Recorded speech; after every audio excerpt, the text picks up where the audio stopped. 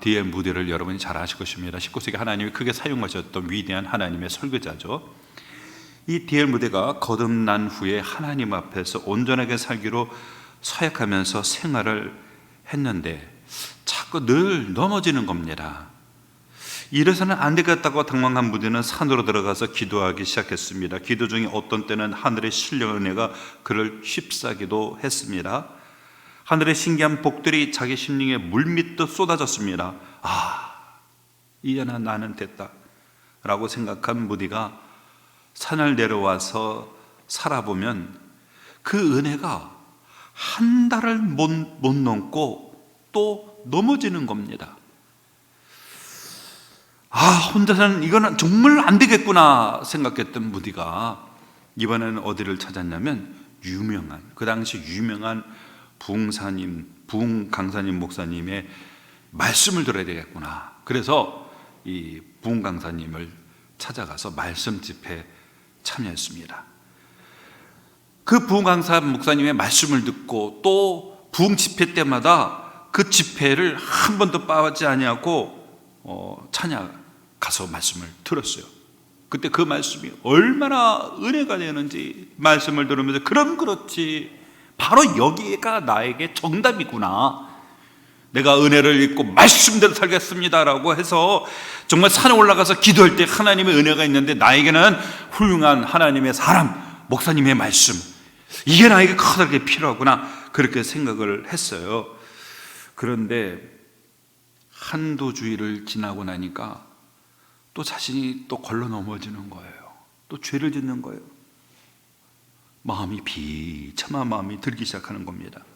그래서 무디 목사님이 이런 고백합니다. 나는 화인 맞은 양심이 있구나. 산에 올라가서 은혜를 받아도 한 달을 못 가고, 유명한 강사 목사님 찾아가서도 한두 주를 버티지 못하고 이렇게 죄 짓고 걸러 넘어지는데 나는 과연 구원받은 사람인가? 하나님께 혹시나 내 마음은 화인 맞은 마음이 아닌가? 혹은 길가에 있는 그 뿌려진 씨앗 같은 길가와 같은 마음밭을 갖고 있는 사람은 아닌가라고 하는 좌계감에 깊이 빠지게 되었어요. 그렇게 자괴감에 빠졌던 이 무디가 어느 날 문득 펴던 성경이 로마서 10장 17절이었습니다. 로마서 10장 17절 어떤 말씀이죠? 그러므로 믿음은 들음에서 나오며 들음은 그리스도의 말씀으로 말미암느니라. 그러므로 믿음은 들음에서 나며 들음은 그리스도의 말씀을 말미암느니라. 이 말씀 앞에 무디의 마음속 성령 하나님이 강한 확신을 주는, 산인도 아니고 유명한 부흥 강사도 아니고 중요한 것은 하나님의 말씀, 이 진리의 이 말씀이 바로 나를 변화시키고 나에게 은혜를 있게 하고 나를 새롭게 해주시는 것이 바로 하나님의 말씀이구나. 여러분, 말씀이 저와 여러분의 삶을 변화시키고 저와 여러분의 심령의 은혜로 풍성케 하고 저와 여러분의 심령 속에 하나님의 능력을 공급해 주시는 것이 바로 하나님의 말씀이에요. 멀리서 찾을 필요가 없다는 거예요. 산에 가서 찾을 필요가 없고 사람을 쫓아갈 필요도 없어요. 말씀, 우리의 손에 들려있는 이 말씀. 오늘 우리가 함께 읽었던 본문의 말씀은 너무나도 잘 아는 말씀입니다. 아브라함의 가정 안에 일어난 한 사건이죠. 하나님께서 갈대 우르에서 내가 내 본토 친척집을 떠나 네게 지시한 땅으로 가라. 그럼 내가 너에게 약속한 복을 줄 것이다. 이 말씀을 듣고 아브라함이 조카 롯과 함께 그의 아내를 데리고 온 가족과 함께 어디로 왔어요? 이 가나안 땅에 도착을 했습니다. 그리고 네가 차지한 그 땅, 세겜이죠. 그 땅을 너와 내 후손에게 주겠다. 그리고 내 후손, 아브라함에게 하나님의 후손을 약속해 줬습니다. 하늘에 있는 별처럼 땅에 있는 모래처럼 내 후손이 많아질 것이다. 이렇게 약속을 하셨어요. 그런데 가나안 땅 도착하고 10여 년의 시간이 졌지만 하나님의 약속이 현실 속에서 이루어지지 않으니까 그때 이 아내가 이제 이미 나이가 이 당시 이제 나이가 도착했을 때가 75세, 10년이니까 85세예요. 아브라함 나이가 85세고 아내 나이는 10년 차이니까 75세입니다. 사실 불가능하죠. 불가능한 거예요. 이렇게 마냥 시간만 보낼 수 없죠. 왜냐하면 나이는 먹어가고 언젠가는 여러분 어떻습니까? 세상을 떠나야 되지 않습니까? 그럼 이 집안의 모든 유산 누가 그 물려받습니까? 큰일이죠. 그러니까 아내가 여보 하나님이 당신을 통해서 주신다고 했는데 굳이 내 몸을 통할 필요가 뭐가 있겠어요? 당신 몸을 통해서 나으면 되는 게 아니겠습니까? 라는 인간의 장기가 이제 생각하게 된 거죠. 인간적인 방법이죠. 그렇죠? 그래서 희종, 애굽에서 잡아온 이 희종, 이 하갈을 통해서 우리가 이 상속자를 낳읍시다. 아내가 그렇게 또 적극적으로 제안하니까 아브라함이 오케이를 했죠. 그래서 이제 하갈을 이제 데리고 왔습니다. 근데 이 하갈이 아이를 낳았어요. 근데 그 아이가 누굽니까? 아들이에요. 이 온 집안, 아브라함의 모든 집안을 상속받았던 아들을 이 하갈이 낳았는데 어떻습니까? 하나님이 나중에 아시다시피 사라의 몸을 통해서 이 거의 100세 가까웠는데 이삭을 낳은 겁니다. 이삭을 낳은 거예요. 그럼 누가 정통입니까? 누가 적자입니까? 당연히 이삭이 적자죠. 그리고 이스마엘은 어떻습니까? 이스마엘 어떻게 보면 서자와 같은 사람이죠. 그래서 이제 젖을 뗐, 이 당시에는 여러분 젖을 뗐다라는 것은 이제 아이가 아이로서의 인생을 살아갈 수 있는 건강한 나이가 됐다는 뜻이거든요. 뭐 지금으로 우리는 돌잔치 같은 걸 하지 않습니까? 옛날에 영아 사망률이 높은 시대인데 젖을 뗐다는 당시에는 6살, 먹거리가 없기 때문에 5살, 6살 정도 될 때 아이의 젖을 뗍니다. 어느 정도 건강하게 이제는 어떤 병치하거나 사망률이 없는 건강하게 자라는 거죠. 그래서 이 당시에 관례를 따라서 잔치를 했는데 보니까 이 이스마엘이 이 아이를 이삭을 오늘 구절에 보니까 놀린다고 했는데 아마도 이제 자기에게 쏠렸던 처음에 자기가 태어날 때는 아버지가 정말 사랑을 다했을 때 했는데 이제는 자기가 이제 자리에서 밀려나가지고 이제 이삭에게 이제 모든 이제 마음의 사랑이 이제 그리로 가니까 이 아이가 이 이삭을 막 괴롭힌 겁니다. 이삭을 괴롭힌 거예요. 근데 여러분 다시는 이거는 단순한 아이들의 싸움으로만 보면 안 되는 것이 이 장면은 또 여러분은 뭘 생각해야 되냐면 창세기 3장 15절도 염두에 두셔야 되는 겁니다.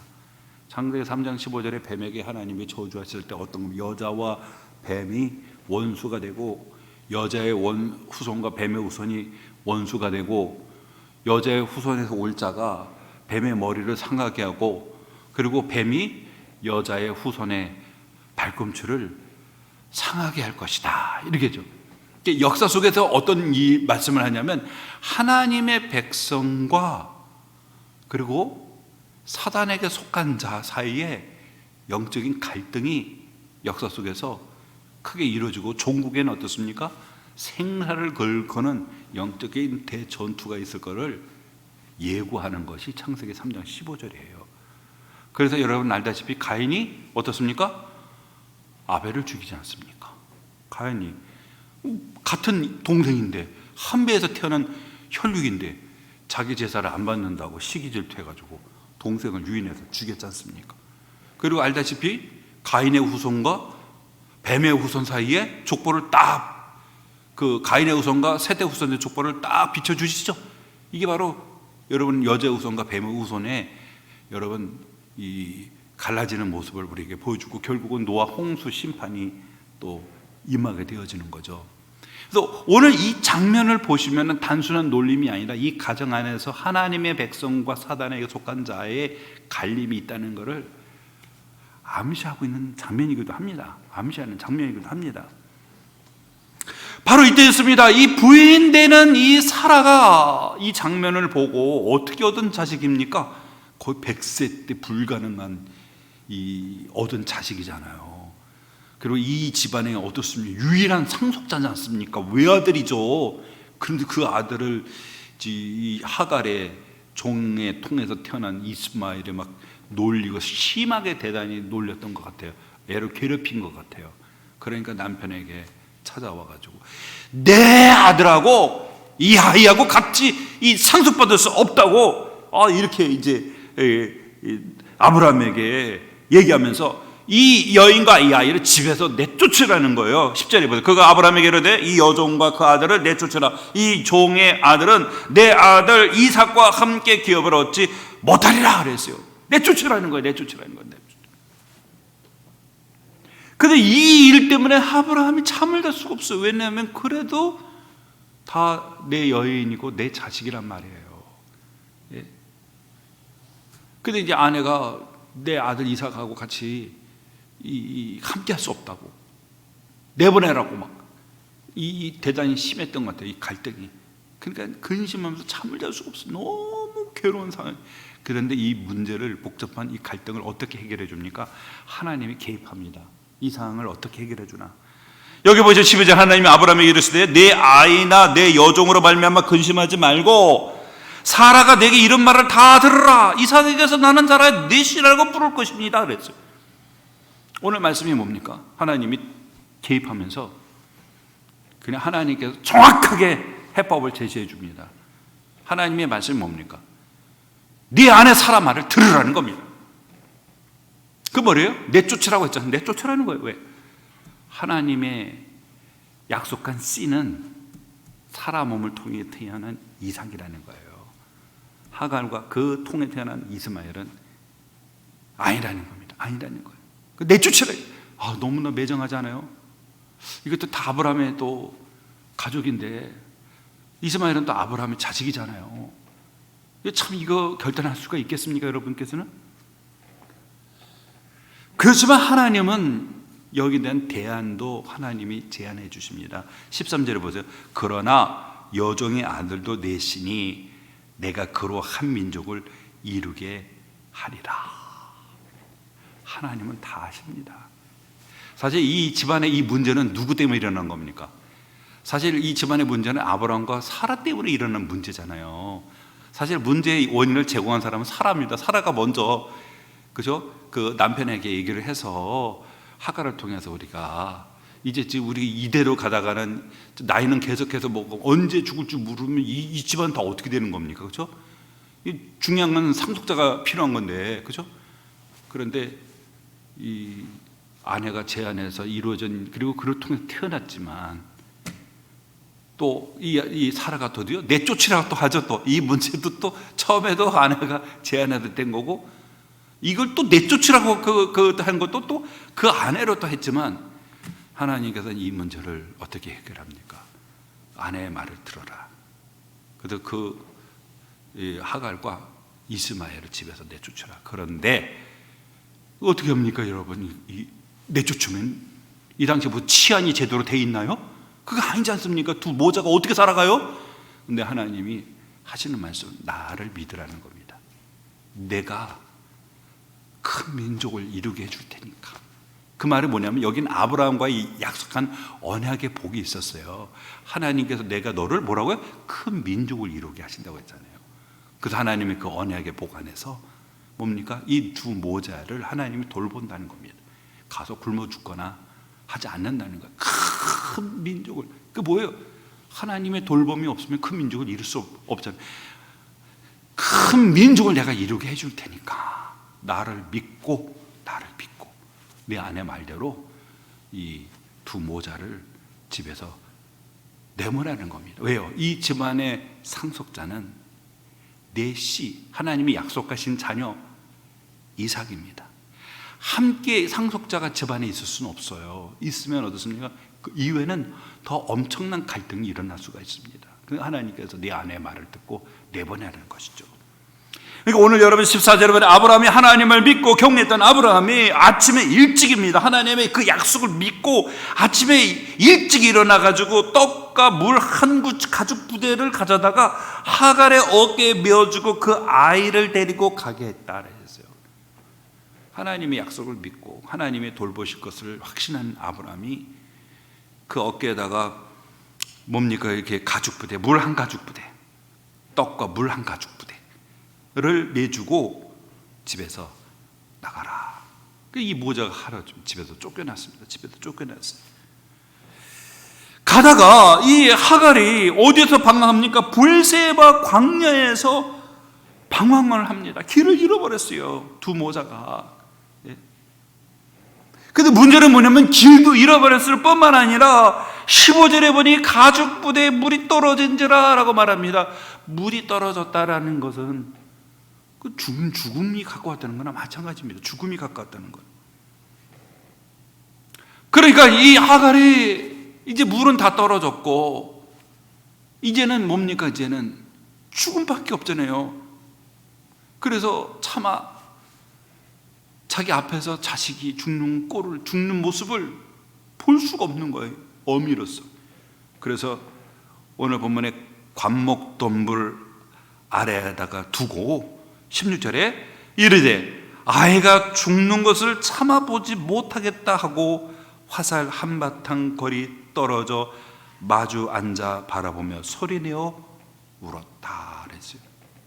거기 관목돈물이죠. 그나마 이 광야에서 그늘이 되어줄 만한 것이 관목돈물이죠. 저 엉성하게 생겼는, 근데 유일한 거죠. 유일한 휴식처가 돼서 그 관목돈물에다가 아들을 거기에 앉혀놓고 그러니까 물이 없어서 어머니 목마르다고 더 이상 줄 물이 없어요. 이게 이제는 우리 모자는 여기서 끝이다. 여기서 이제 뭡니까? 죽는 거죠. 죽는 거예요. 양식도 다 떨어졌고. 차마 아이가 자기 눈앞에서 죽는 것을 참아보지 못하겠다고 하고 화살 한바탕이라는 것은 화살을 쏠 때의 거리니까 한 약 100m 정도 될 수 있어요. 100m 정도. 그 100m 정도 떨어진 거리에서 아이를 감목 아래다가 두고 이 여인이 서럽게 그 아이를 마주보고 서럽게 막 통곡을 하는 거예요. 통곡을 하는 거예요. 엉엉엉 운 거죠. 이제는 마지막이다. 이제는 우리 모자는 여기서 끝이라고. 삶의 위기입니다. 바로 그렇습니다. 여기서 하나님께서 또 개입을 두 번째 개입하시는데, 첫 번째 개입은 아브라함에게 네 아내 말을 듣고 두 모자를 내보내라고 하신 하나님의 말씀이었고, 두 번째는 뭡니까 여러분? 두 번째는 하나님 위기에 처한 이 두 모자를 하나님이 찾아와 주십니다.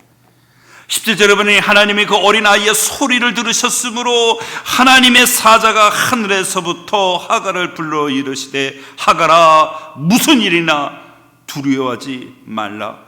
하나님이 저기 있는 아이의 소리를 들으셨나니. 이 100m 정도 거리에 차마 자식이 내 앞에서 죽는 모습을 차마 어미로서 볼 수가 없어서 이제는 죽음밖에 없어요. 이 두 모자에 양식도 떨어졌고 물도 떨어졌고 이 죽음이죠. 광야. 아무도 없어. 도움을 청할 수 있는 사람도 아무도 없는 상황에서 감목도 화살 한바탕 100m 정도 떨어진 거리에서 아들의 모습을 보면서 엉엉엉엉 울고 있는데, 그때 하나님께서 사자를 보내셨어요. 근데 이 사자가 뭐라고 말하죠? 하나님께서 그 어린아이의 소리를 들으셨다. 그래서 어린아이의 소리를 들었어요.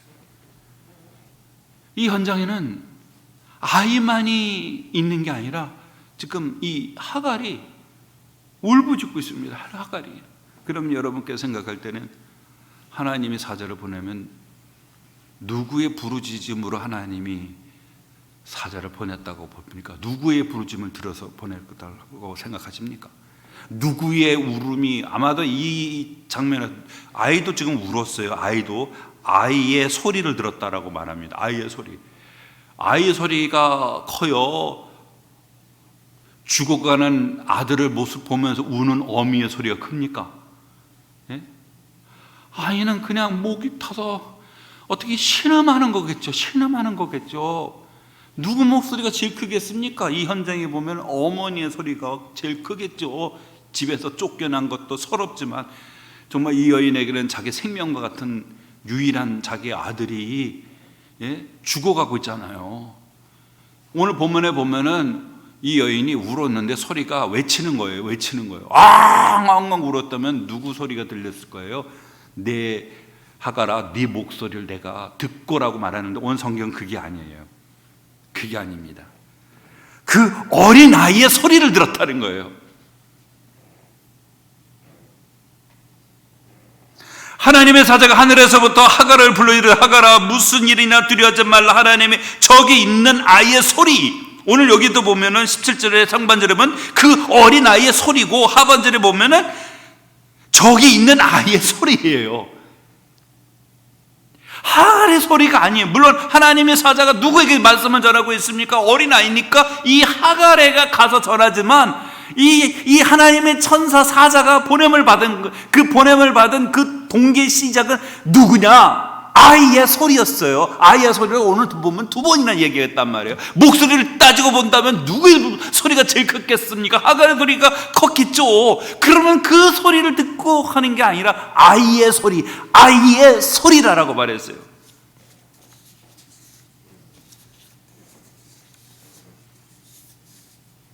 하나님이 아이를 더 긍휼히 여기시는 걸까요? 불쌍히 여기는 걸까요? 인도적인 차원에서 아이의 소리를 먼저 하나님이 들으신 건가요? 그게 아닙니다. 이 아이는 언약의 백성인 아브라함의 소생이기 때문에 그렇습니다. 하나님은 아브라함과 언약을 맺었잖아요. 하나님께서 너로 말미암아 뭡니까? 17장에 보면 열국의 아비가 된다고 했잖아요. 큰 민족을 이룬다고 했잖아요. 하늘의 별처럼 땅의 모래처럼. 물론 그 말씀은 하나님의 언약의 백성들을 상징합니다. 하나님은 아브라함과의 그 언약의 소생이라는 사실, 바로 그 소식에 하나님 이 아이의 부르짖음에 하나님이 응답을 하신 거예요. 응답을 하신 거예요. 여러분, 우리가 기도할 때 유대인들은 다양한 방식의 기도가 있습니다. 우리가 흔히 하는 통성기도, 소리를 내면서 하는 기도, 유대인도 그렇게 기도해요. 소곤소곤 하는 기도도 있고, 그리고 서서 하는 기도예요. 여러분, 예루살렘에 보면 통곡의 벽에 유대인들 지금 보면 통곡의 벽을 바라보면서 서서 기도하잖아요. 서서 기도하기도 하고, 손을 들고 기도합니다. 손을 들고 기도합니다. 솔로몬 손 들고도 기도해서 손을 들고 기도합니다. 다양한 방식의 기도, 엎드려서 기도하는 기도도 있고요, 서서 기도하는 기도도 있고요, 손을 들고 하는 기도도 있고, 조용히 나지막하게 소는 기도, 속으로 하는 기도도 있고, 외치는 기도도 있어요. 중요한 거는 외치든 조용히 하든 서든 눕든 그 어떤 상황 속에서 하나님이 택한 언약의 백성의 기도에 귀를 기울이시는 분이 바로 하나님이십니다. 하나님이 저와 여러분의 기도를 들으시는 것은 우리가 그리스도의 피로 새 언약의 핏부림을 받은 자이기 때문에 저와 여러분의 기도를 들으시는 거예요. 그렇다고 해서 부르짖는 아닙니다. 하나님, 여러분 마음이 너무나 괴롭고 힘들면 시편에 보면 저자들이 너무나도 마음이 괴롭고 힘들 때 하나님께 막 울부짖습니다. 부르짖습니다. 하나님. 중요한 건 뭐냐? 하나님은 언약의 백성의 기도를 들으신다는 겁니다. 이 이스마엘은 언약의 아브라함의 소생이에요. 저 아이의 소리를 하나님이 들었다 그랬어요. 여러분, 저와 여러분은 예수 그리스도의 피뿌림을 받은 사람들입니다. 하나님이 저 여러분을 기도로 들으시는 것은 그리스도 피 안에서, 그리스도 안에서 들으시는 거예요. 주님이 우리의 죄를 다 짊어지셔서 십자가에서 피를 흘려 죽으셨잖아요. 바로 그 피뿌림을 받아 구원함을 받은 하나님의 백성들, 언약의 백성들, 성령 하나님이 거하는 하나님의 언약의 백성들의 기도를 들으시는 분이 바로 하나님이라는 사실이겠죠. 18절에 일어나 아이를 일으켜 내 손을 붙들라 그가 큰 민족을 이루게 하리라 라고 말합니다. 일어나서 아이를 일으켜서 내 손으로 붙들라는 거예요. 큰 민족을 내가 이루게 할 거다. 비록 하나님의 구속사의 하나님 나라의 언약의 백성에서 벗어났지만, 그러나 하나님은 이 아브라함의 소생을 생각하고 하나님의 더하심의 은혜가 바로 이곳에 함께하고 있는 줄로 믿습니다. 하나님이 여기까지 책임질 이유는 없어요, 사실은. 그렇죠? 이 문제의 발단 누가 일으킨 겁니까? 그 불신앙한 아브라함과 사라 두 사람의 잘못이잖아요. 이 갈등이 왜 생겼습니까? 여러분 알다시피 그 하갈이 임신을 해갖고 막 주모 말도 안 듣고 사라 말도 안 듣고 했을 때 나중에는 집에서 쫓겨나가지고 이 집에 도망갔잖아요, 하갈이. 그랬을 때도 하나님은 사자를 보내가지고 너 지금 어디 있는 거냐? 너 지금 어디서 왔느냐? 주모가 나를 이렇게 밖에서 내가 이렇게 도망쳤나이다니까 돌아가. 내 뱃속에서 태어난 그 아이는 아들이다. 내가 책임져 줄 테니까 들어가서 내 주모 사라의 말에 순종하라고. 그래서 하나님이 이 집안의 문제를 해결해 주잖아요. 또 다시 여기서 어떻습니까? 갈등이 생기니까. 그래서 하나님 어떻게 해결합니까? 내보내라. 내가 이 아이 내가 다 책임져 줄 테니까 내보내라고. 오늘도 사자가 위기 가운데 있을 때 찾아와가지고 위로하면서 무서워하지 마라. 이 아이를 붙들고 자리에서 흙 털고 일어나. 내가 큰 민족을 밀어줄 테니까 일어나. 왜 그럴까요? 하나님은 은혜가 자비가 많으신 하나님이기 때문에 그렇습니다. 은혜와 자비가 많으신 하나님. 그리고 오늘 19절 보니까 하나님께서 어떻게 이 모자의 문제를 해결해 주죠? 하갈의 눈을 밝히셨습니다.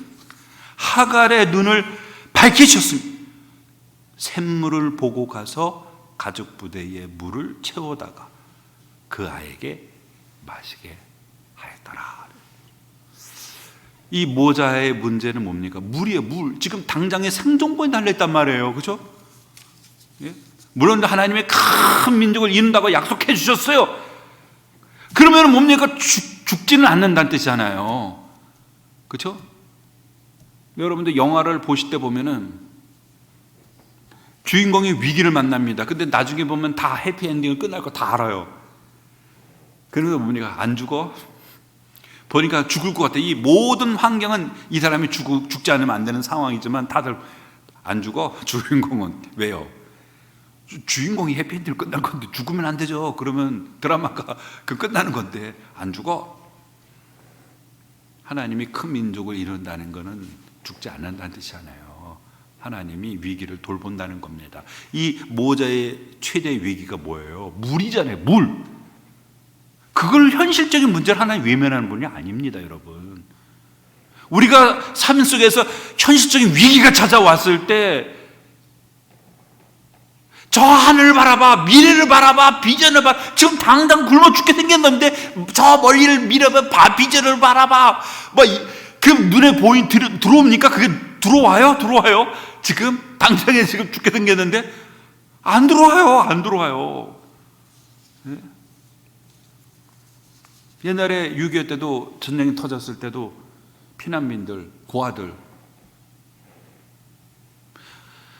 우리 군목 목사님들이 많은 역할을 했죠. 6.25 때 아시죠?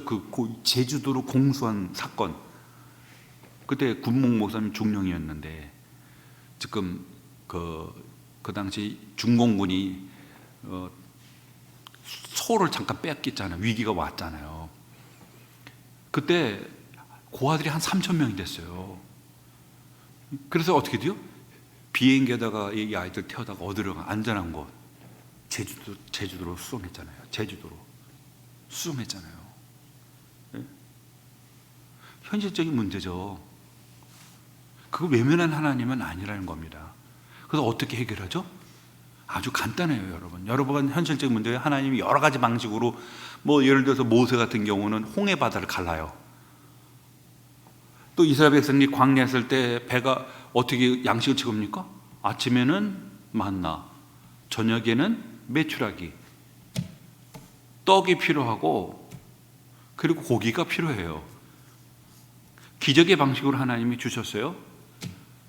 예수님을 따라왔던 광야에 있던 5,000명, 남자만 5,000명, 아이와 여자까지 합치면 3만 명 됩니다. 지금 그대로 돌려보내면 가다가 쓰러져 죽습니다. 사람들 다 335 안 차라 잔디밭에 앉힌 다음에 뭡니까? 떡 5개, 물고기 2마리로 5,000명을 먹이고 12광주리 하고, 또 4,000명을 또 어떻습니까? 7광주리 남기고, 하나님이 다 먹이셨어요. 오늘 방식은 아주 간단해요. 하갈의 눈을 밝혔다는 겁니다. 여기서 눈이 밝았다는 게 뭡니까? 보지 못하는 걸 보게 하셨어요. 뭘 봤어요? 근방에 샘물이 있었어요. 그러니까 이 하갈은 몰랐어요, 샘물이 있는지. 물론 찾아봤겠죠. 주변을 돌면서 혹시 물이 없을까 샘물 찾아봤겠죠. 근데 물이 없어요. 그래서 지금 물이 없어서 지금 뭡니까? 이 목말라 두 모자 죽음의 위기에 놓여 있는데, 가장 간단해요. 19절에 하나님 어떻게 해요? 하갈의 눈을 밝혔어요. 그래서 샘물을 봤어요. 샘물을 발견. 이 고대에는 샘물을 발견하면 이게 증발하거든요.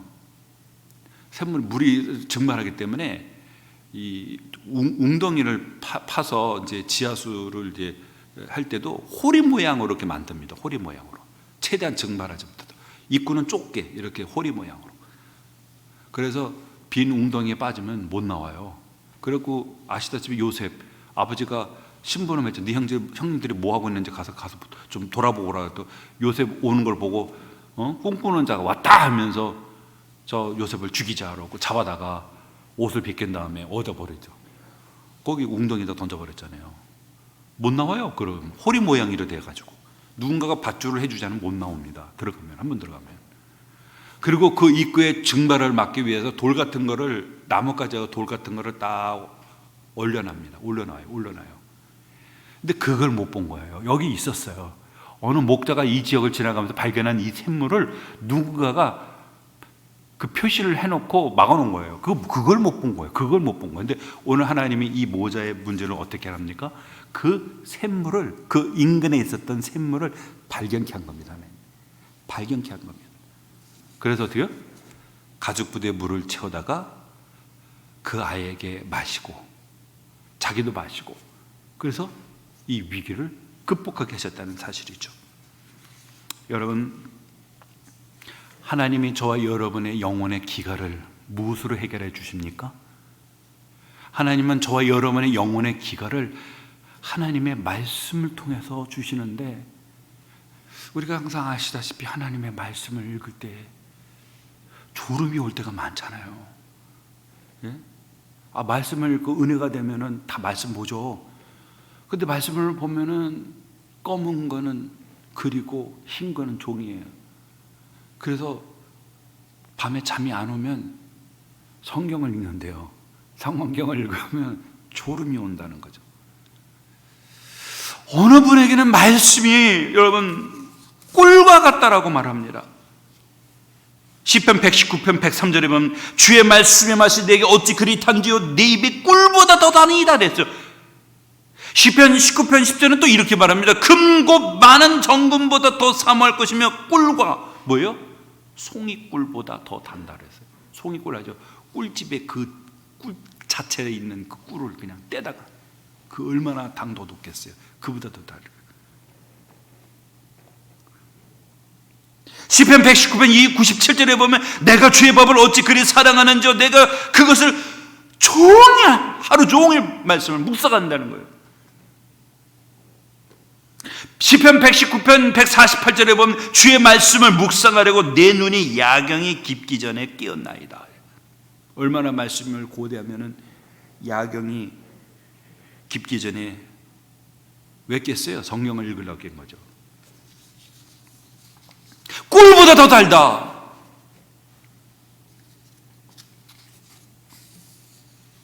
종일 말씀을 묵상한다. 근데 왜 우리는 왜 이런 경험을 못할까요? 오늘 이 하갈과 모자의 모습이 아닐까요?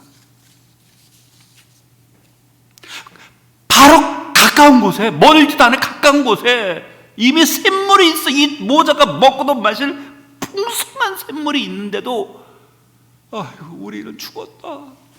내 눈앞에서 자식이 죽는 거 참아 볼 수 없다고 광목 동물 거기 아래다 두고 화살 한바탕 좀 100m 떨어져가지고 자식이 시름하여 쓰러져 있는 모습을 엉엉엉엉 울고 있는 거예요.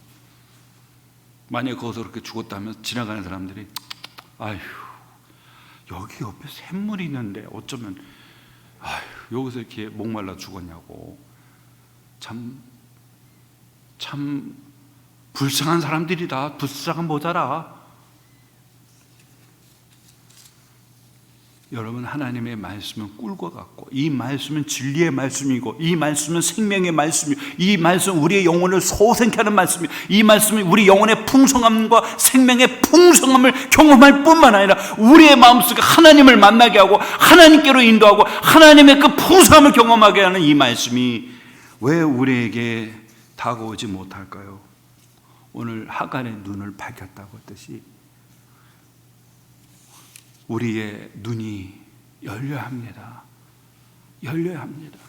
사도 바울이 담에서 도상을 갈 때 그 정오에 가장 밝은 해가 중천에 뜬 거잖아요. 그 밝은 정오에 그 햇빛을 완전히 무색해 하는 부활하신 주님의 영광을 바울이 목도하면서 타고 있던 짐승에다 그냥 꼬꾸라졌어요. 그 찬란한 빛 가운데 하늘에서 쩌렁쩌렁 음성이 그러면 사울아 사울아 어찌 나를 핍박하느냐. 주여 누이시냐니까. 나는 네가 핍박하는 예수다 그랬어요.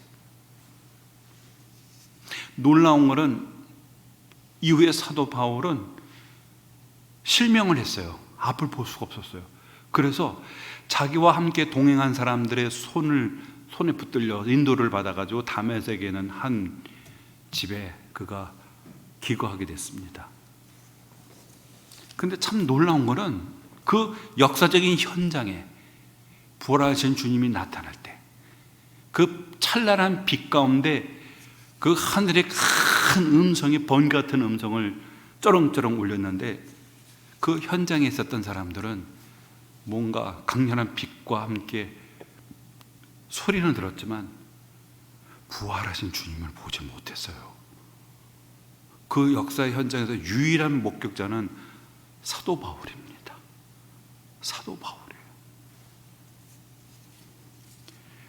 에베소서 1장 15, 23절에 보면은 사도 바울이 에베소 성도들 향해서 이렇게 기도합니다. 너희 마음의 눈을 밝히사. 너희 마음의 눈을 밝히사. 하나님을 알게 하시고. 여러분, 우리의 눈이 밝아져야 합니다. 예? 우리 눈이 밝아져야 합니다.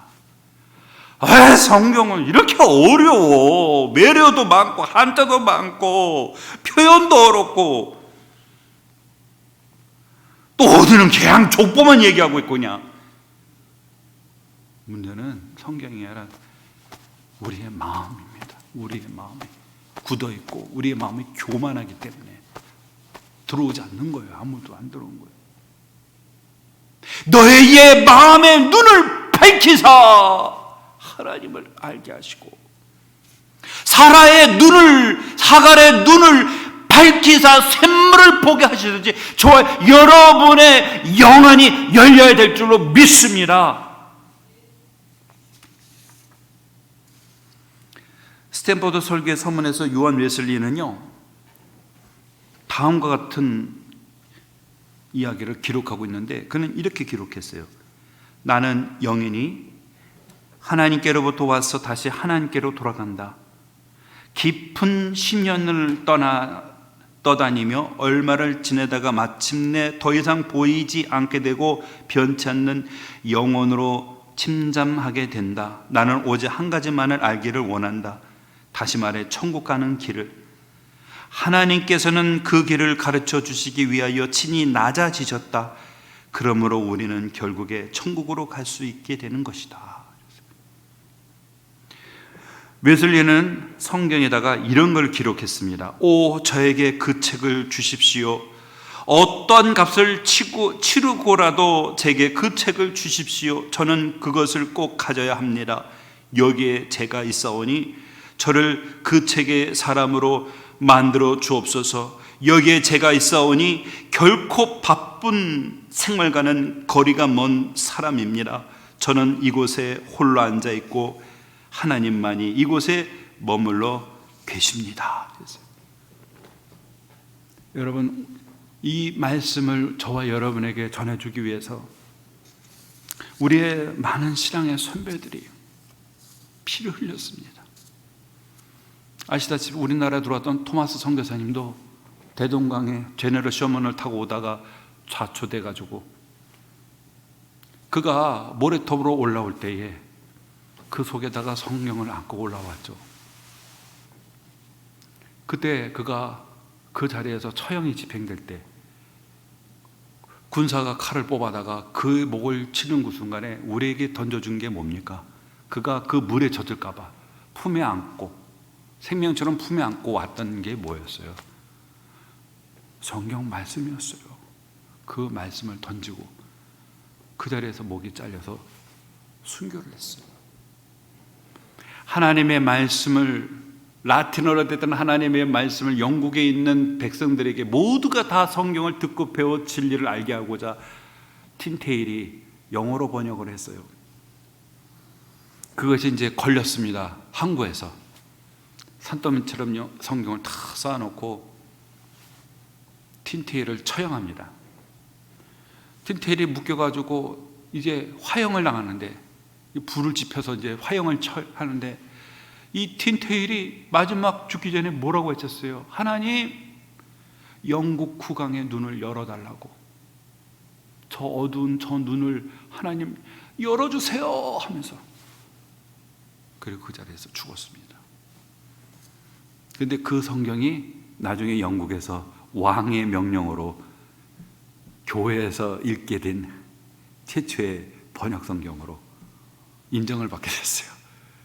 후대에 그의 기도가 응답이 됐죠. 우리의 선배들이 이 진리가 담겨져 이 말씀을 저와 여러분, 왜 이것이 생명, 영원한 생명을 담보하기 때문에 그래요. 이 말씀을 전해주기 위해서 얼마나 많은 사람들이 피를 흘렸고 죽었습니까? 사단은 끊임없이 이 말씀에 우리가 생명을 얻을 수 있다는 것을 알고 끊임없이 사단은 짓밟고 죽이고 폭력을 강화하고, 그렇게 전수된 하나님의 말씀이라면 여러분, 우리가 그 말씀을 우리가 가까이 하고 읽기를 사모하고 그 말씀의 은혜를 우리가 구해야만 하는 것이 아닌가. 오늘 하나님이 하갈의 눈을 밝히셔서 샘물을 보듯이 저와 여러분의 영안을 밝히셔서 생명의 말씀, 영원히 쏟아나는 하나님의 생수, 이 말씀을 경험하고 누리며 맛보며 날마다 하나님 나라를 경험하는 저와 여러분 되기를 주의 이름으로 축원합니다. 기도하겠습니다. 하나님 아버지, 감사합니다. 오늘 하나님의 진리의 말씀을 통해서 우리에게 영적인 교훈과 깊은